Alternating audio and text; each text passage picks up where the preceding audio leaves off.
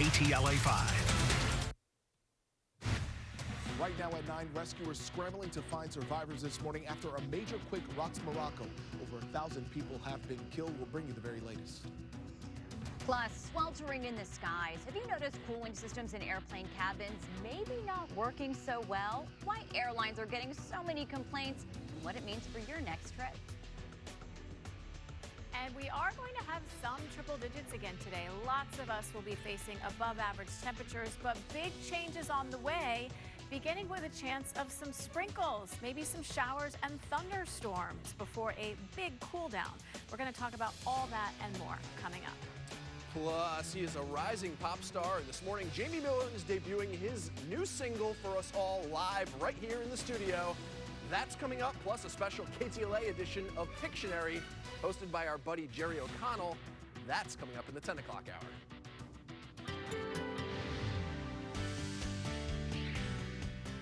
Hi, good morning to you, and welcome to the KTLA Weekend Morning News at 9 o'clock. I'm Lauren Lister. And I'm Pedro Vera. Thank you for joining us. We have so much to talk about in this hour. Let's get right to it. We're going to Casey first here with your weather. Yeah, just a quick check because things are going to change. It's going to start to feel a little more humid for the rest of the weekend. Even if you see a clear sky, sunshine right now, by later this afternoon, early evening, we will see an increase in cloud coverage. 77 already at LAX, 80 in Burbank, 77 at John Wayne Airport in Santa Ana, and 82 right now in Ontario. And this is what we can expect for this afternoon. Again, not quite done with those triple digits. 100 for Van Nuys, also 100 for Santa Clarita today, 81 for Santa Monica, 92 in Long Beach, and 99 in Riverside. Now, we do have a chance of showers and thunderstorms. We'll talk about that coming up.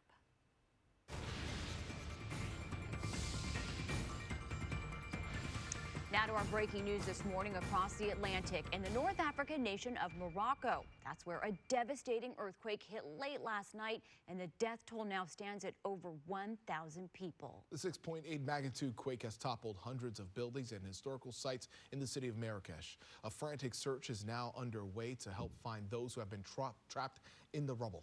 KTLA's Megan Tellis is here in studio tracking the latest developments. Yeah, good morning, Lauren and Pedro. 1,037 people to be exact were killed and more than 600 injured. And of course, the numbers continue to evolve, and we'll bring you those numbers each and every hour. This is the 6.8 magnitude earthquake. Again, it struck shortly after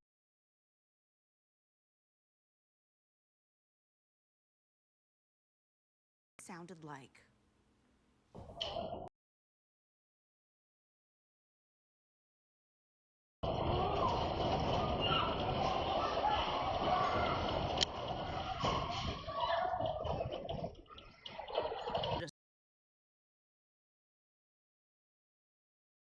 Solid 6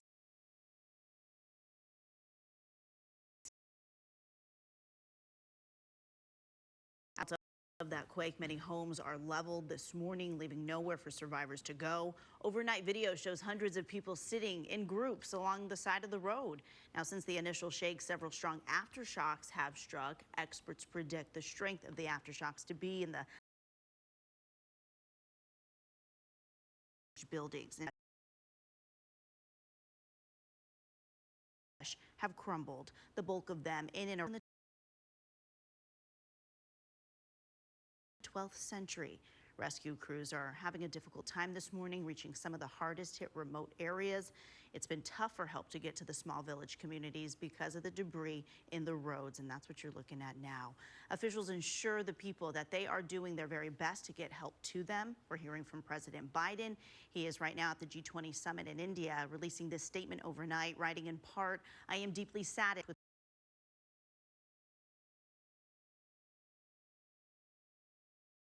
Moroccan officials. We are working expeditiously to ensure U.S. citizens in Morocco are safe and stand ready to provide any necessary assistance." We are also hearing from the U.S. Embassy in Morocco, which has issued a tsunami warning for coastal areas. The embassy writing on social media, "We extend our condolences to those affected by the earthquake. We are closely monitoring the situation." The embassy issued an alert advising U.S. citizens to exercise caution. Now, just an FYI, earthquakes are rare in this area. This was the strongest to hit the North African nation in more than 120 years. We will continue to follow this breaking news and bring you the very latest as we get it in. I'm Megan Tellis in the studio. I'll send it back to you, Pedro and Lauren. Megan, thank you. Back here at home, crews are still cleaning up after last month's earthquake in Ojai. Caltrans shared this video of a team blowing up a boulder that had been sitting on the shoulder of Highway 150 for nearly 3 weeks. Once it crumbled, they were able to clear out all those smaller pieces. The quake just caused minor damage in Ojai, but it did trigger a few rock slides. That was a 5.1 magnitude. And 91 Ventura firefighters, police officers, and members of the community gathering this morning to honor the fallen 9/11 first responders. The group will recreate the 110-floor climb up the Twin Towers on this September 11th. KTLA's Aaron Myers joins us live in Ventura with more on this event. Aaron. Morning. We're at the Crown Plaza where you can this is going to take place for about an hour, hour and a half, because they are going to be climbing 110 stories or 55. You can do the full climb or a half climb. And this is going to benefit the Ventura Fire Foundation's mental health programming for firefighters and their families. This is also honoring the 343 FDNY firefighters and 60 police officers that were killed in 9/11. They were there to save others and sacrifice their life that day. And of course, we honor them always. I want to bring in Steve Barton. He's a firefighter with Oxnard Fire Department. You will be participating today. Now, this is your first time doing this. Why is it so important for you and your fellow firefighters to be out here today? Well, we're just out here to support the cause, and we'll get a little exercise out of it, so it should be a lot of fun. Now, tell me a little bit. You guys are climbing in full gear. How much harder does this make to be going up 110 flights of stairs with this on? You know, I wasn't really thinking about it much until 3 people in the last, 30 minutes have mentioned it, and I guess it makes me a little more nervous, but it should be fun. Should be fun. It'll be challenging. And then talk about the bravery of first responders. I know it's hard because you are one, so I'm putting you on the spot, but you guys do things on a daily basis to help other people. Fill us in on what that takes and why it's so important and how you got into this field in the first place. You know, I don't really think of it as anything of bravery. It's just kind of like what we all sign up for. We really enjoy doing it. You know, we like helping people, and we get paid to do that for a living, so it's a lot of fun. And then 9/11, obviously we honor those every year for this. Talk to me about what firefighters went through that day, first responders as well. That was pretty brutal. I remember the day, and I was going through an academy 23 years ago. And it was kind of a surreal feeling because it almost, although it was out here in Oxnard and we weren't in New York, it was almost kind of like we were replacing the guys that fell.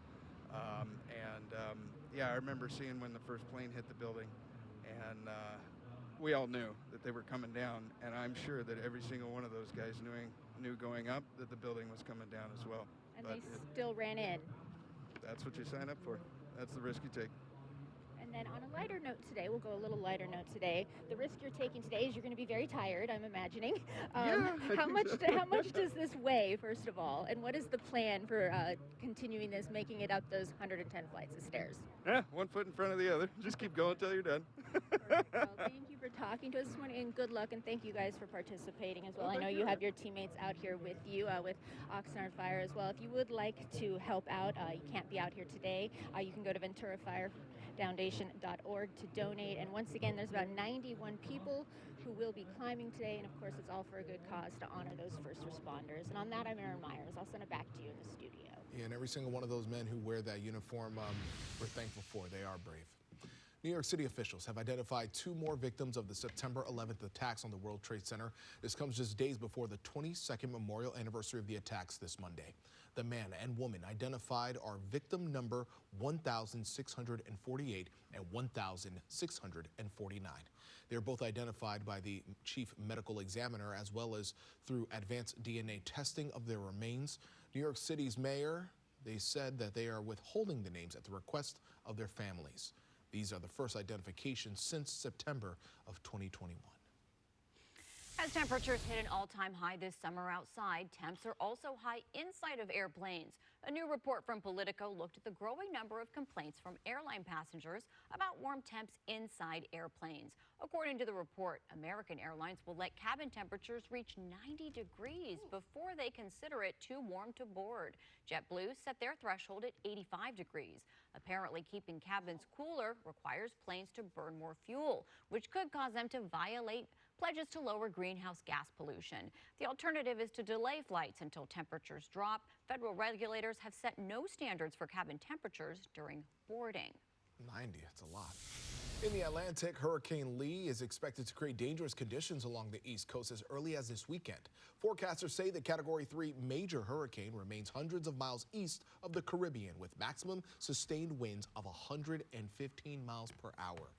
Lee at one point had reached Category 5 status, but has since weakened. It is expected to re-strengthen over the weekend and remain strong into the middle of next week. Forecasters say it is still too early to determine if the storm will directly impact the U.S., but it is expected to bring rip currents and large waves along the East Coast as soon as tomorrow. And Tropical Storm Hova churning in the Pacific this morning. The weakening storm centered off the Pacific coast of the Baja Peninsula is expected to bring dangerous rip currents and waves along our coast. This morning, the storm is weakening, now with maximum sustained winds of 65 miles an hour. The National Weather Service is issuing a high surf advisory for waters from Ventura County to Oceanside, so they're advising if you're not an experienced swimmer, just stay out of the water, as waves are expected to reach between 5 and 8 feet. So if you're not an experienced swimmer, imagine that. Have you ever been like swept out by, oh my a rip? goodness.